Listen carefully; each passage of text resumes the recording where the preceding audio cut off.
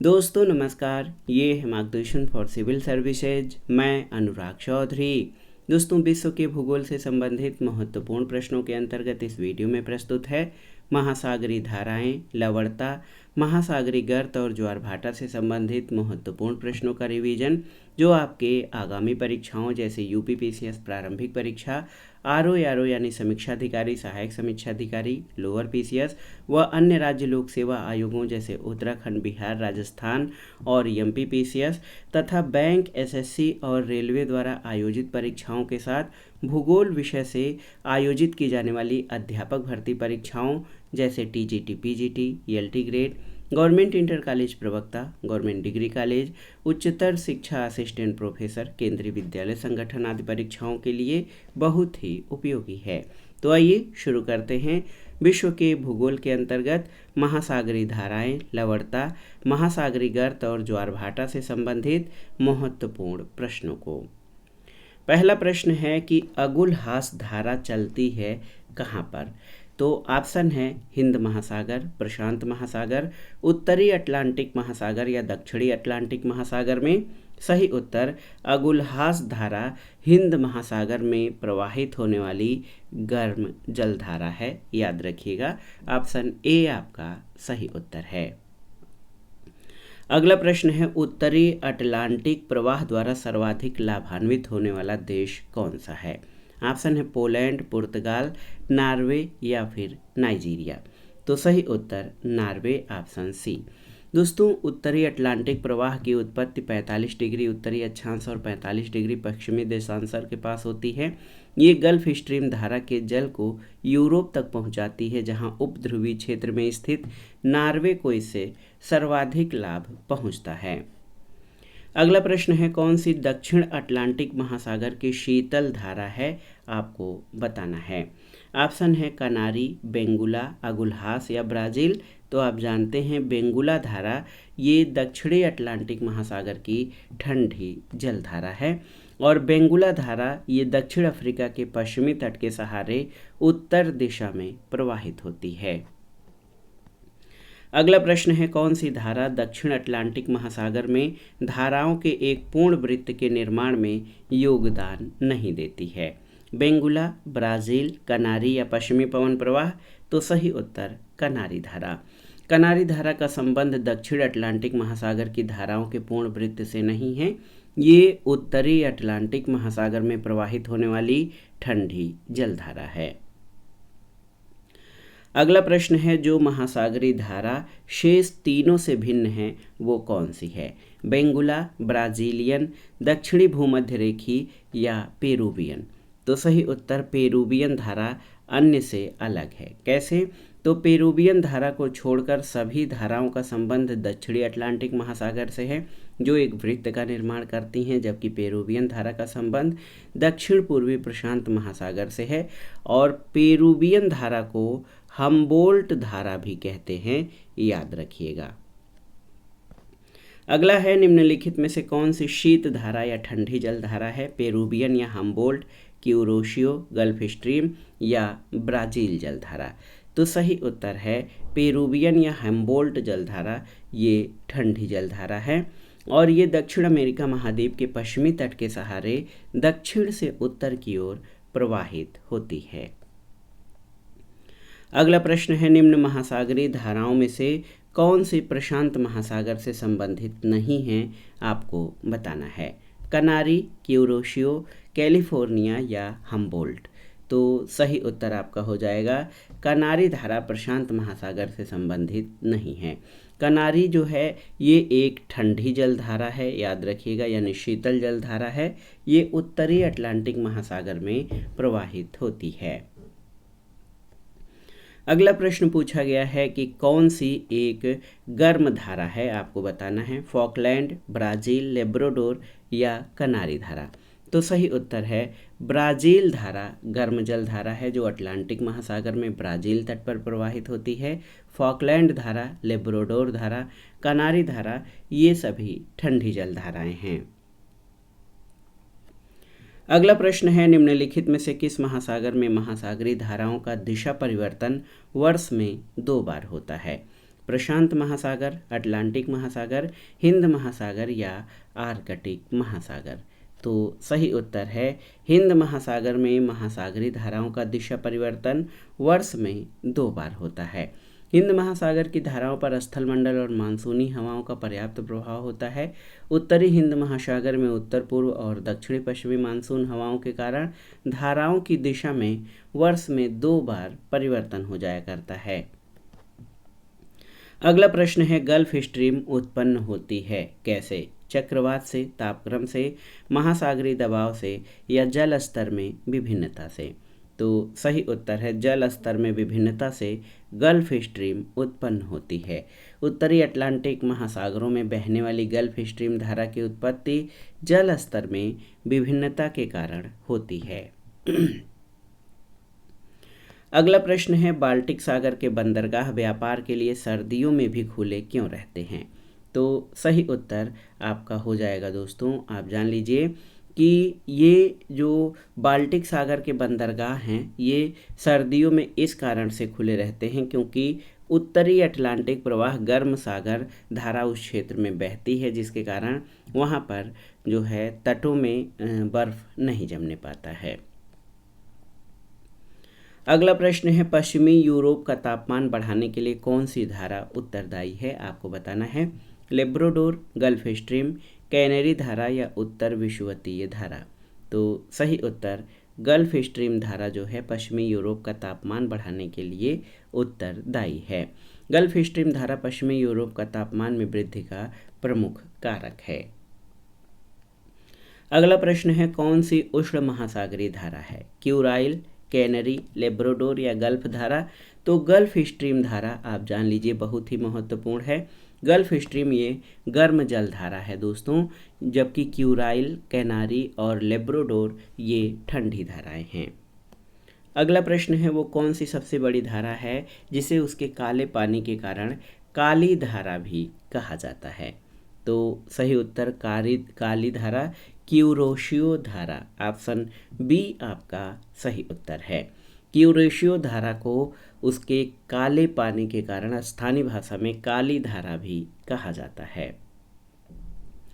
अगला प्रश्न है समुद्री भृगु बनता है किसके कारण? समुद्री धाराओं के कारण, शैलों की रचना के कारण, समुद्री तट के कारण या समुद्र की गहराई के कारण? तो याद रखिएगा समुद्री भृगु समुद्र की धाराओं के कारण बनता है। अगला प्रश्न है निम्नलिखित कारकों पर भी विचार कीजिए। पृथ्वी का आवर्तन, वायु दाब और हवा, महासागरीय जल का घनत्व और पृथ्वी का परिक्रमण, इनमें से कौन से कारक महासागरीय धाराओं को प्रभावित करते हैं? तो यहाँ पर देखिए पृथ्वी का आवर्तन, वायु दाब और हवा और महासागरीय जल का घनत्व। तो 1, 2, 3 ऑप्शन बी आपका सही उत्तर हो जाएगा। ये जो कारक हैं महासागरीय धाराओं को प्रभावित करते हैं और पृथ्वी की परिक्रमण गति महासागरीय धाराओं को प्रभावित नहीं करती है। अगला प्रश्न है कि हिंद महासागर में सागर धाराओं की नियमित दिशा परिवर्तन के लिए कौन सा कारक उत्तरदायी है? आपको बताना है। तो सही उत्तर है हिंद महासागर में मानसूनी प्रवाह पाया जाता है।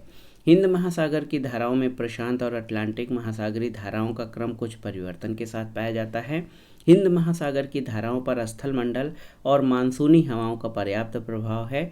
उत्तरी हिंद महासागर में उत्तर पूर्व और दक्षिणी पश्चिमी मानसूनी हवाओं के कारण धाराओं की दिशा में वर्ष में 2 बार परिवर्तन होता है, जबकि दक्षिणी हिंद महासागर में धाराओं का एक निश्चित क्रम या पैटर्न पाया जाता है। तो विकल्प बी आपका सही उत्तर है। महासागरीय धाराओं के बाद आइए लवणता से संबंधित महत्वपूर्ण प्रश्नों को देखते हैं दोस्तों। पहला प्रश्न है, आप देखिए कि निम्नलिखित में से कौन जल लवणता प्रवणता को दर्शाता है? तो सही उत्तर है हेलोक्लाइन।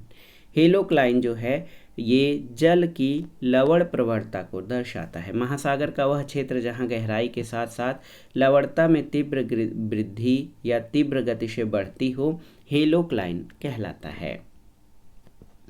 अगला प्रश्न है, सागरी जल की लवणता में किसका अधिकतम योगदान होता है? Calcium sulphate, magnesium chloride, magnesium sulphate या सोडियम क्लोराइड, तो सही उत्तर सोडियम क्लोराइड।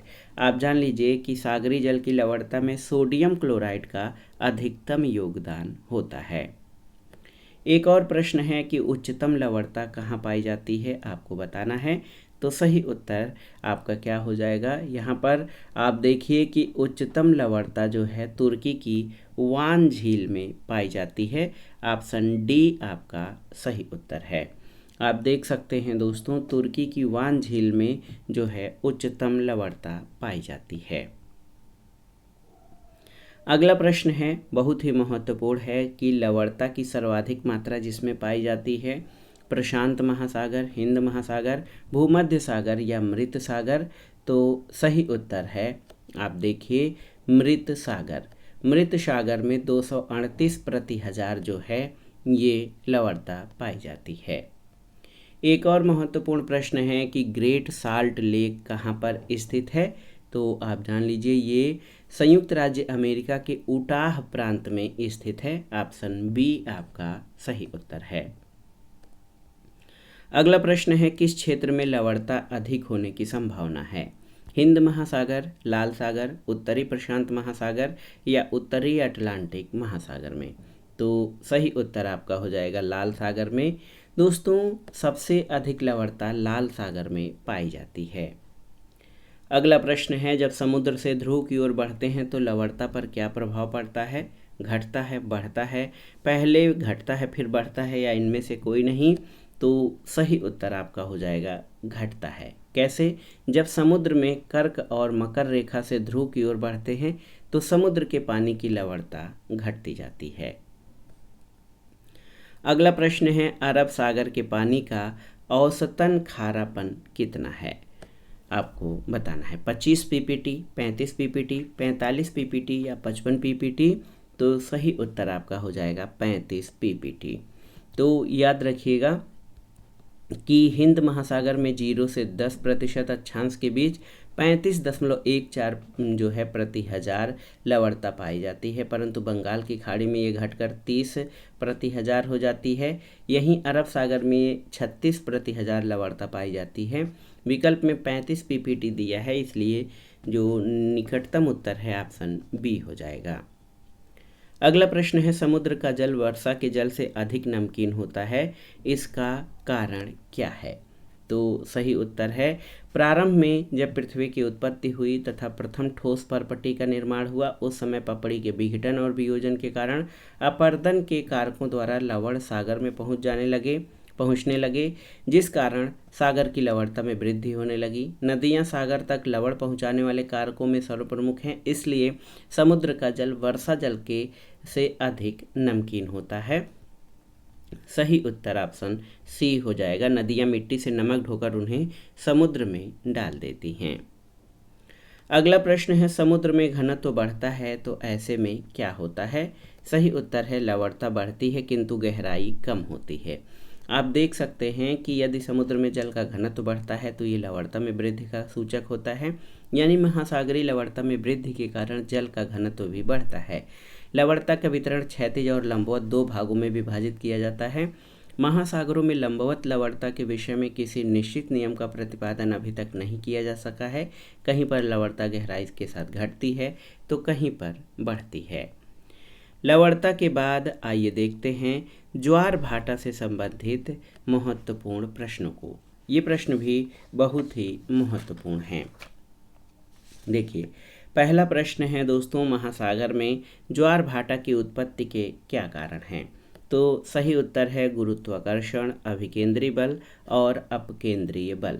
ज्वार भाटा की उत्पत्ति सूर्य और चंद्रमा के आकर्षण बल और पृथ्वी पर उत्पन्न होने वाले 2 बलों अभिकेंद्री बल और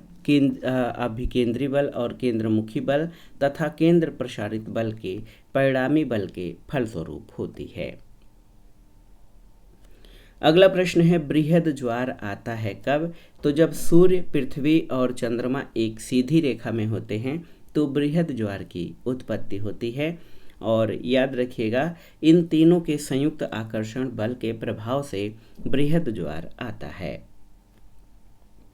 अगला प्रश्न है महासागर में ऊंची जल तरंगे कैसी होती हैं, आपको बताना है। बहुत ही महत्वपूर्ण प्रश्न है।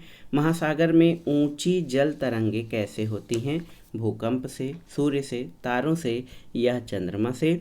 तो सही उत्तर है चंद्रमा से। चंद्रमा अन्य तारों की अपेक्षा पृथ्वी के ज़्यादा नज़दीक है, इसलिए वो पृथ्वी के गुरुत्वाकर्षण बल को ज़्यादा प्रभावित करता है। इसी से महासागरों में ऊंची जल तरंगें उत्पन्न होती हैं। चंद्रमा की ज्वार उत्पादक शक्ति सूर्य की तुलना में 2.17 गुना अधिक होती है। टाइडल बोर ज्वार भित्ति क्या है, आपको बताना है। ज्वार भित्ति क्या होती है? तो सही उत्तर है नदी के मुहाने पर ऊर्ध्व प्रवाह में चलने वाली उच्च ज्वारी तरंग को ज्वार भित्ति कहते हैं। दोस्तों, ये ज्वार का ही एक प्रकार है जो तट की ओर बढ़ती ज्वारी तरंगों के रूप में नदी की धारा अथवा संकीर्ण घाटी की विपरीत दिशा में गति करती है। तो ऑप्शन डी आपका सही उत्तर है। अगला प्रश्न है अप्रत्यक्ष उच्च ज्वार यानी इनडायरेक्ट हाई टाइड उत्पन्न होने का कारण क्या है? चंद्रमा का गुरुत्वाकर्षण बल, सूर्य का गुरुत्वाकर्षण बल, पृथ्वी का अपकेंद्री बल या पृथ्वी का गुरुत्वाकर्षण बल? तो सही उत्तर आपका हो जाएगा पृथ्वी का अपकेंद्री बल, ऑप्शन सी। अप्रत्यक्ष उच्च ज्वार उत्पन्न होने का कारण पृथ्वी का अपकेंद्री बल है। अगला प्रश्न कथन और कारण से संबंधित है। आप देखिए कथन है आपका, देखिए बहुत ही महत्वपूर्ण प्रश्न है। कथन है लघु ज्वार भाटाओं के समय उच्च ज्वार सामान्य से निम्नतर और निम्न ज्वार सामान्य से उच्चतर होता है।